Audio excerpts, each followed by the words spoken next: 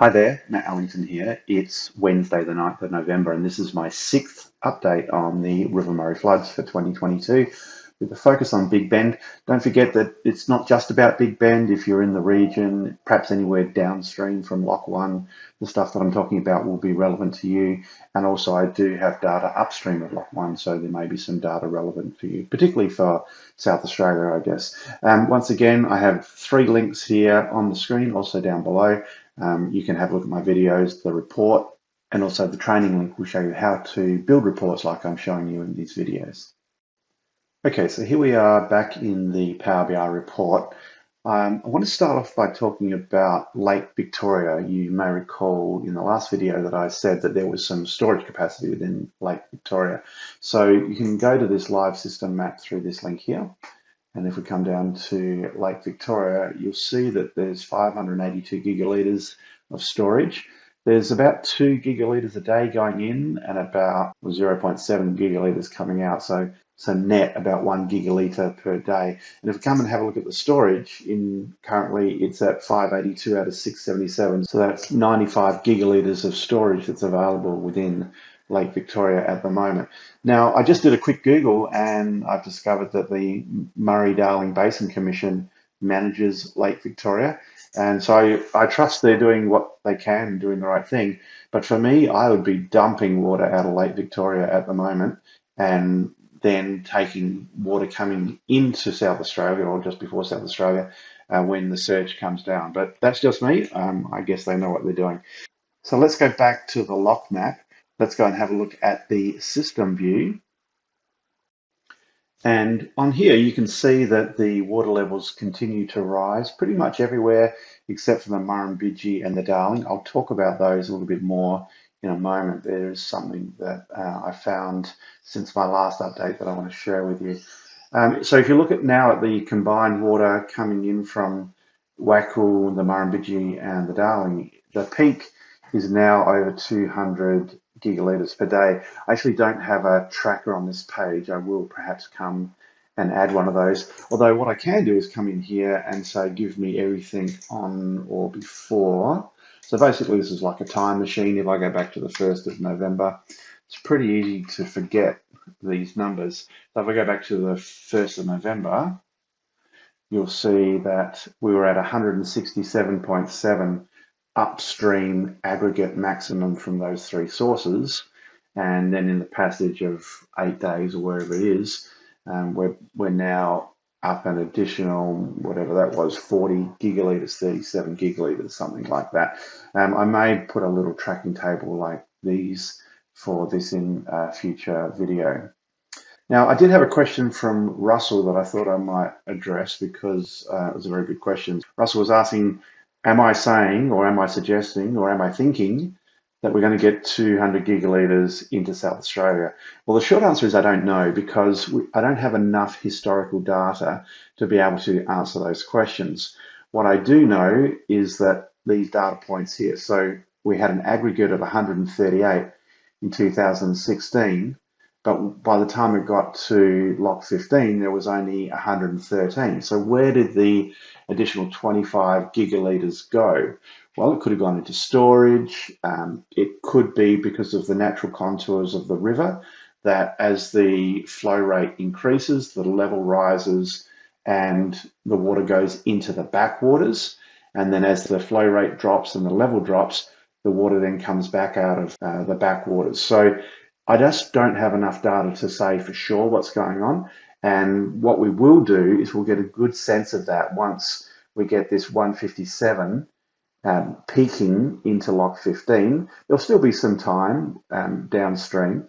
And so then we'll get a really good view of what percentage of this water is likely to come through based on this current year versus the prior year. So it's too early to tell. The official forecast from SA Water, I think it is now, is saying that they're pretty much guaranteeing 150 gigalitres coming into, well, actually they haven't really said where that's going, but I'm assuming it means coming into South Australia. So we've got 111 in 93 and 183 in 74. 150 suggests that that's halfway. So I would think that most shacks at Big Bend would get wet feet with that level of water.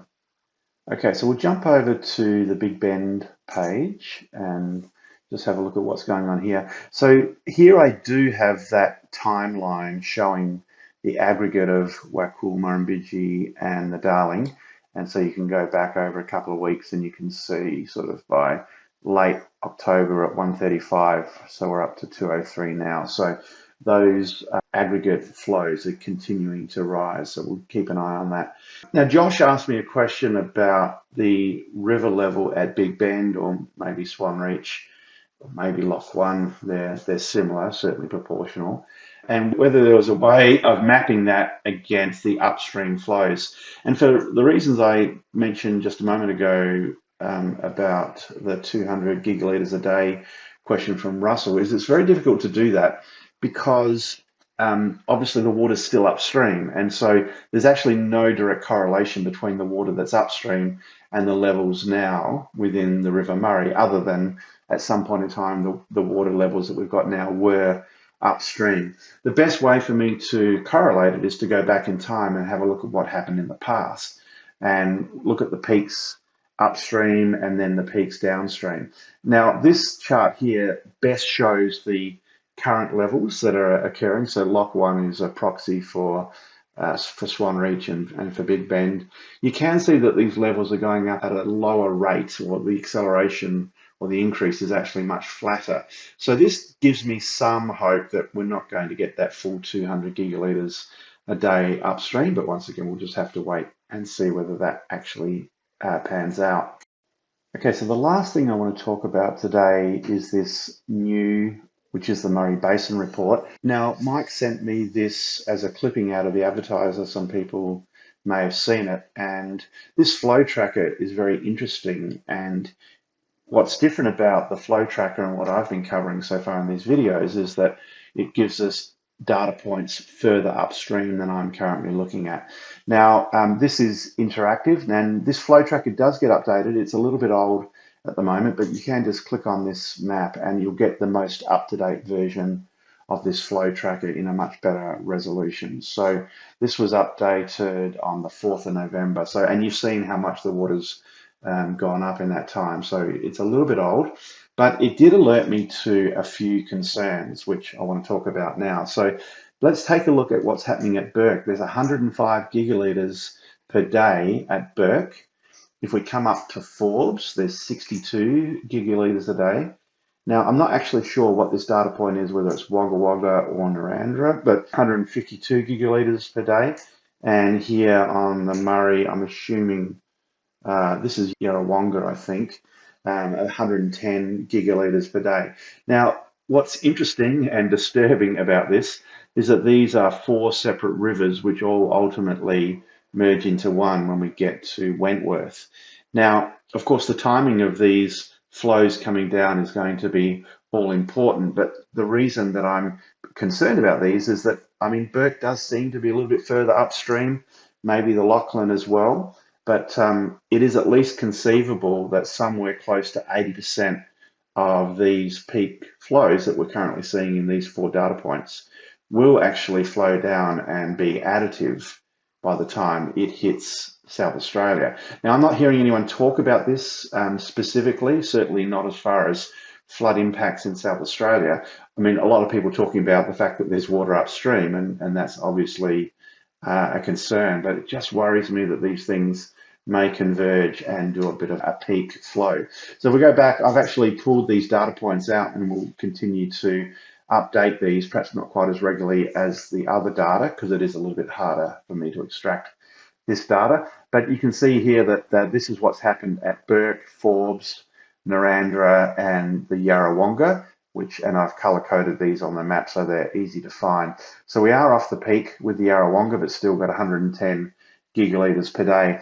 Now, if we aggregate all of those maximum flows together, 435, even if we only got 80% of that, what's that, 330 or thereabouts, 330 gigalitres per day is in excess of the 56 floods. So that's something to watch out for. It looks a fair way up the river.